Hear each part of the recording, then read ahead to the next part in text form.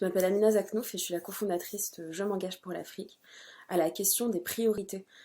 pour renforcer ce partenariat Europe-Afrique, moi je pose évidemment la question du rôle des diasporas. Pas simplement de leur engagement personnel, mais des clés et des outils qu'on leur apporte au quotidien pour leur permettre d'exprimer cette citoyenneté qui n'est pas juste une citoyenneté à moitié, mais bien une double citoyenneté, à la fois sociale, humaine, mais surtout économique. Et pour la laisser s'exprimer au mieux, rien de plus important que de réguler et de considérer la question des transferts de fonds à l'échelle pan-européenne et à l'échelle panafricaine. Aujourd'hui, cette question n'est posée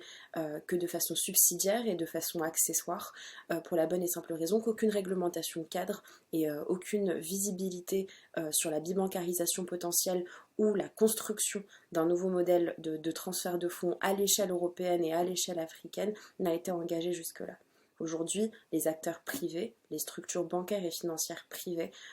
continuent d'avoir la main mise sur la façon dont sont transférés ces fonds, sur la façon et le temps que prend ce transfert de fonds et surtout et avant tout les commissions étouffantes dont font l'objet ces transferts de fonds. À mon sens, il est essentiel que l'Europe et l'Afrique, l'Union européenne et l'Union africaine se posent la question concrète d'une réglementation cadre, d'un accord cadre qui permettrait la régulation et la structuration